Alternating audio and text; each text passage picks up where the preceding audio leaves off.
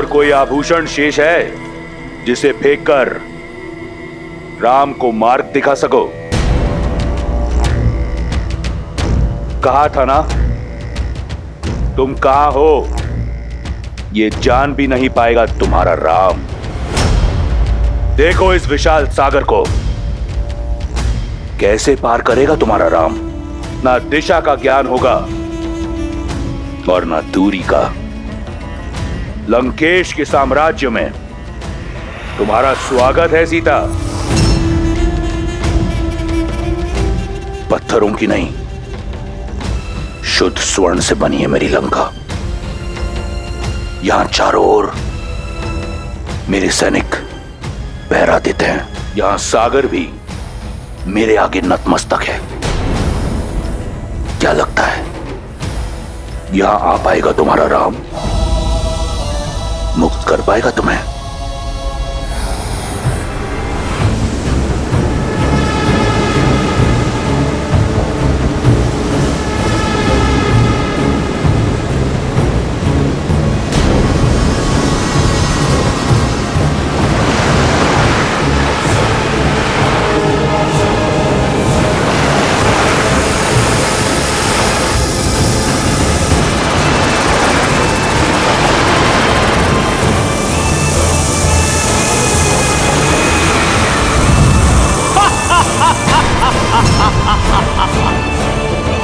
लंकेश को नागमाता सुरसा का प्रणाम। आपका सागर सुरक्षित है। जानता हूं सुरसा। इसी प्रकार अपने कर्तव्य पथ पर दृढ़ खड़ी रहो।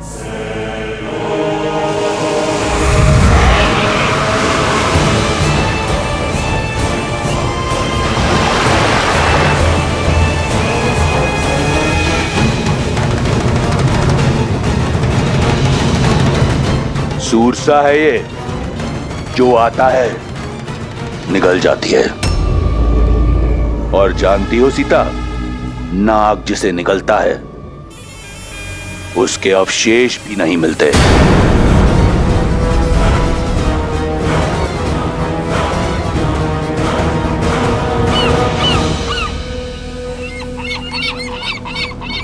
इन पक्षियों को देखकर कहीं आशा की उड़ान मत भर लेना सीता। रावण के अधिकार के सागर में पक्षी आप भले ही जाए, पार नहीं कर सकते।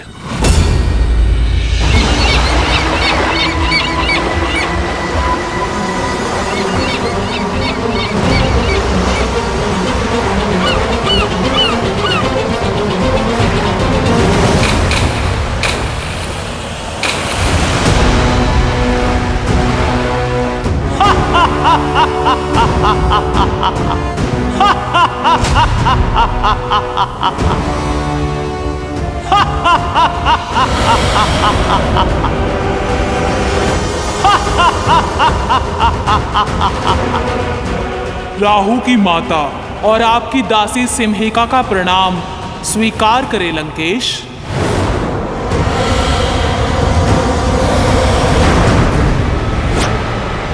देखा रावण की शक्ति, रावण की लंका को, जहां ईश्वर भी पग धरने से पहले मेरी अनुमति लेते हैं। कैसे आएगा वो तुच्छ वनवासी यहां? कैसे ढूंढ पाएगा तुम्हें? यहां धरा से लेकर वरुण तक सब मेरे दास हैं। मारा जाएगा बेचारा वनवासी तुम्हें खोजने के प्रयास में। जिन श्री राम ने कितनों को महासागर से पार किया, वो अपनी सीता के लिए ये सागर अवश्य पार करेंगे। रावण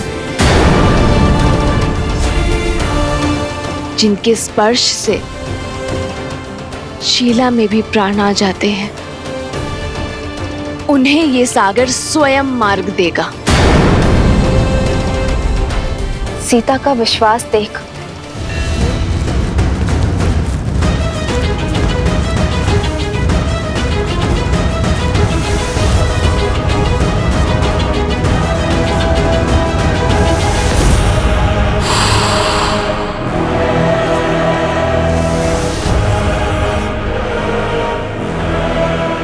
लक्ष्मण, हमें दूसरी ओर से जाना होगा।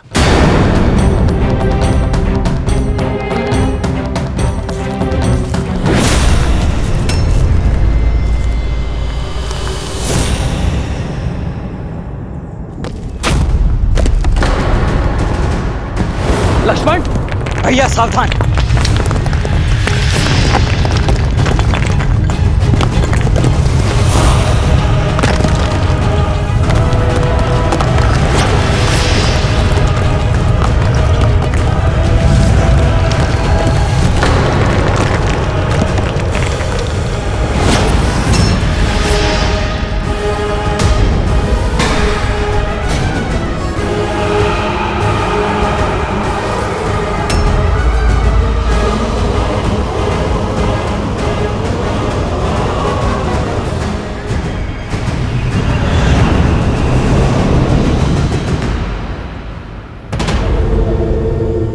वन के दुखों का अंत हुआ।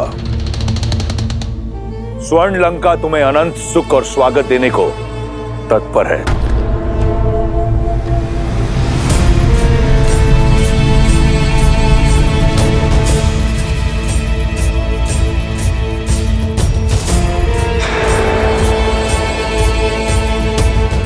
मुझे ज्ञात था कि एक बाण से 2 लक्ष्य तो केवल मेरे रावण भैया ही भेज सकते हैं। मेरे और मेरे पुत्र के प्रतिशोध के साथ साथ उन्होंने अपना प्रतिकार भी ले लिया।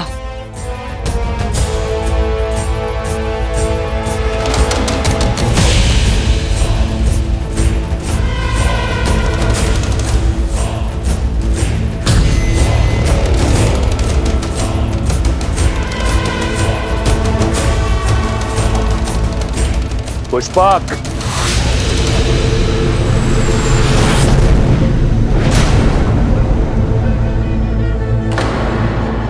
लंकेश कहाँ जा रहे हैं? पुष्पक,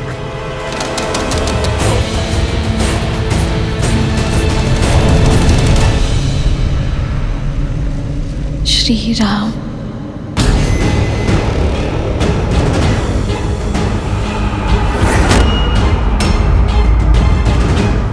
मृत्यु की मार्ग पे जा रहे हो, ना चीख रहे हो, ना भय से कांप रहे हो। कौन हो तुम जिसको मेरा भय नहीं? भय भी स्वयं जिससे भयभीत है, वो तुमसे क्यों भयभीत होगा राक्षस? ठीक से देखो, ये वही हैं जिन्होंने सहस्त्र गजों की शक्ति से युक्त ताड़का का वध किया, अति बलशाली विराट का संहार किया, खर और दूषण समेत 14 सहस्त्र राक्षसों को काल का भोज बना दिया। तो जो सिंह का आखेट करते हैं, वो भला तुम जैसे मूषक से क्यों भयभीत होंगे? मेरा अंत करना सरल नहीं। मुझे तब मारोगे जब मेरी मुट्ठी खुलेगी, और मेरी मुट्ठी खुलेगी नहीं। भैया, इस समस्या का जड़ से ही अंत कर देते। किसने कहा कि हमें तुम्हारी मुट्ठी खोलनी है? हमें तो वो भुजा ही काट देनी है जिससे तुम्हारी मुट्ठी जुड़ी है।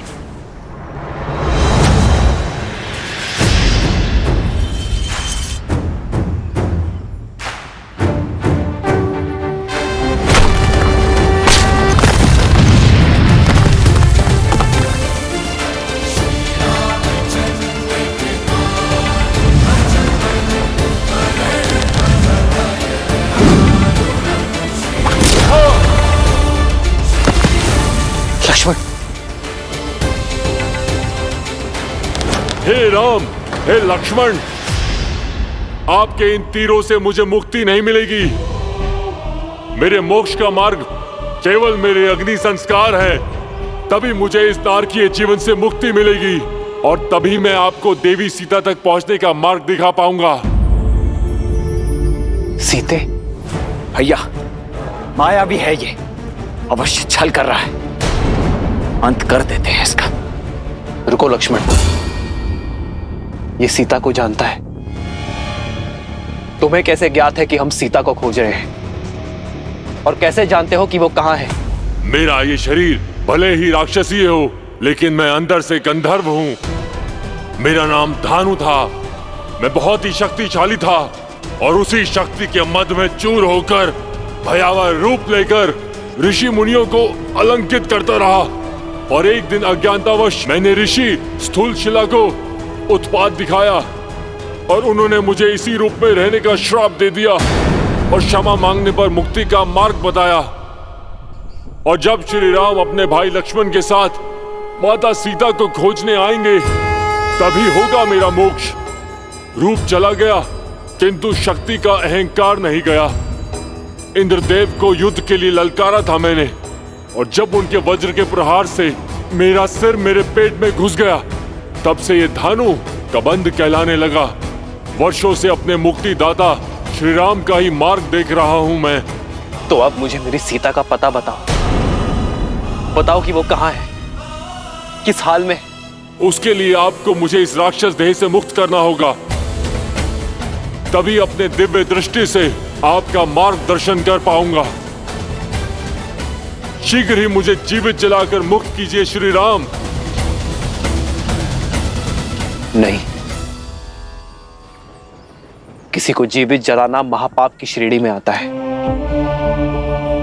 ये मैं नहीं करूंगा। किसी के कष्टों का अंत करना पाप नहीं पुण्य है श्री राम। अब और विलंब मत करिए, मुझे मोक्ष दीजिए ताकि मैं आपको देवी सीता का समाचार दे सकूं।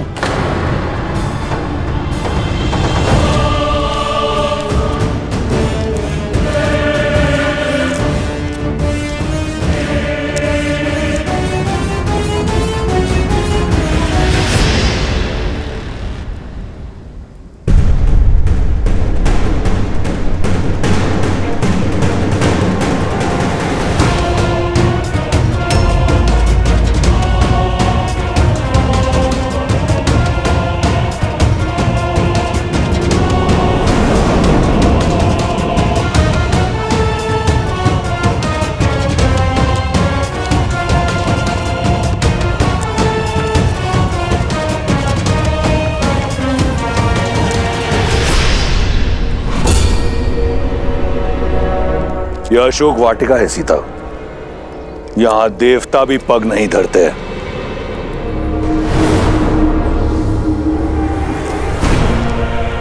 यही सोच रही हो ना कि लंका का भव्य महल छोड़कर तुम्हें यहां इस वाटिका में क्यों लाया हूं?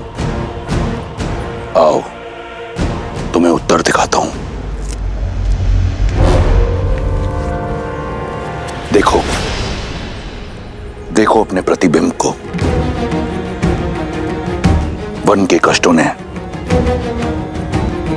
तुम्हारे दिव्य रूप की क्या दशा बना दी है। वल्कल वस्त्रों में लिपटी सीता वो सीता नहीं जिसका परिपूर्ण सौंदर्य मैंने मिथिला में देखा था, जिसे ना पाने की कुंठा आज भी वो एक शत्रु है जिसे मैं परास्त नहीं कर पाया। लंका में माटी से मुरझाई सीता नहीं, स्वर्ण सी चमकती सीता जाएगी। सुंदर आभूषणों और वस्त्रों से सज सीता लंका के महारानी के रूप में मेरे साथ यहां अशोक वाटिका से जाएगी। सीता केवल श्री राम के साथ जाएगी। जब तक इस सीता के शरीर में प्राण है तब तक उसके रोम रोम में केवल श्री राम है। तुम्हारे इन शब्दों का बुरा नहीं लगा मुझे। मैं समझता हूं वियोग की पीड़ा है, धीरे धीरे जाएगी। परंतु मेरा विश्वास करो, अशोक वाटिका का यह सौंदर्य तुम्हारा मन मोह लेगा और एक बार तुम लंका के रंग में रंग लो तो फिर ये प्राण भी मेरे और रोम रोम भी मेरा। मैं जानता हूं बहुत बड़ा निर्णय है, इसलिए कुछ पल के लिए तुम्हें एकांत देता हूं। आज रात हमारा रक्ष विवाह होगा।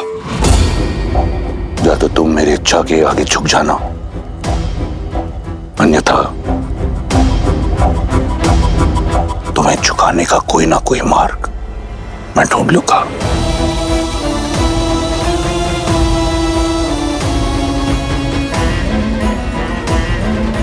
लंकेश को प्रसन्न करने का दायित्व अब तुम्हारा है। त्रिजटा से कहो शीघ्र अतिशीघ्र सीता को सज्ज करे।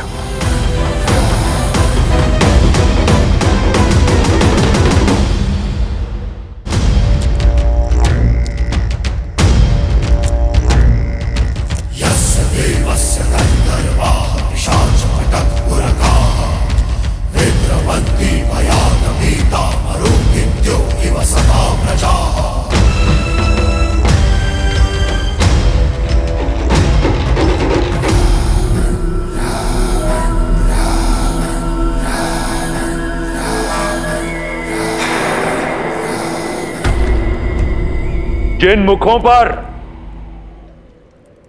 राक्षस विजय का अभिमान होना चाहिए, उन पर प्रश्न चिन्ह का प्रतिबिंब क्यों दिख रहा है मुझे?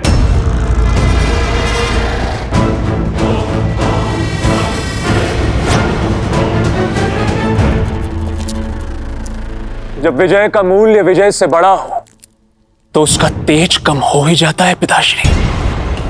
किंतु यदि आपकी इच्छा वास्तविक विजय प्राप्त करने की है तो मुझे आज्ञा दीजिए, मैं राम और उसके भाई लक्ष्मण को अपने शौर्य से परास्त करके यहां आपके समक्ष बंदी बनाकर लाता हूं। आपके चरणों में गिराकर उनसे उनके प्राणों की भिक्षा मंगवाता हूं।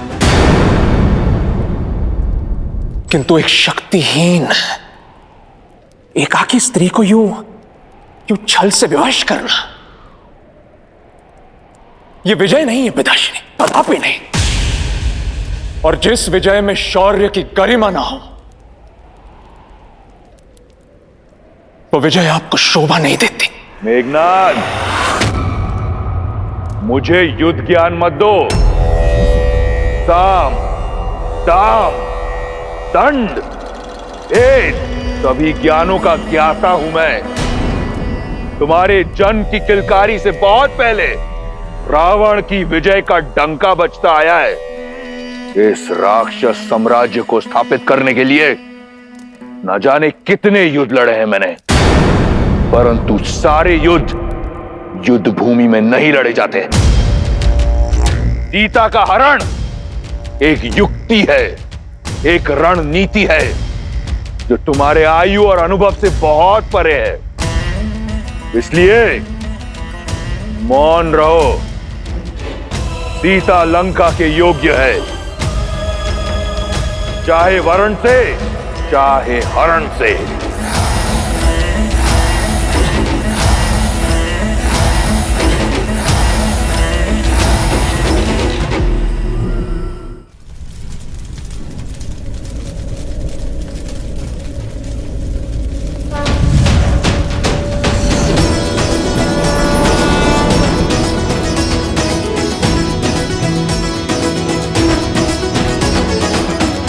मुझे मुक्त करने के लिए धन्यवाद रघुनंदन।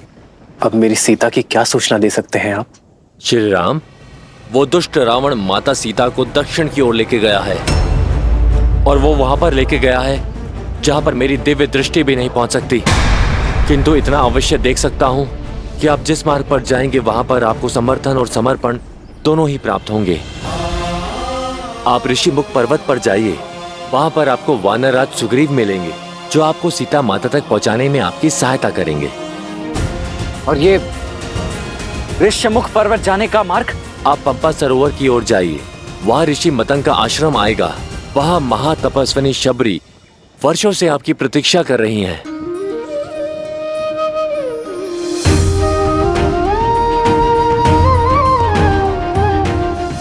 उनकी प्रतीक्षा का अंत भी होगा और साथ ही साथ आपकी आगे की यात्रा का आरंभ भी होगा। और वही आपको बताएंगी कि किससे समर्पण और किससे समर्थन आपको प्राप्त होगा और आप अपनी पत्नी तक कैसे पहुंच पाएंगे।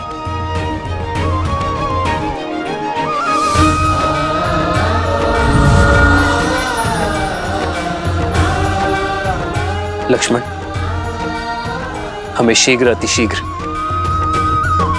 माता शबरी तक पहुंचना होगा। जी भैया।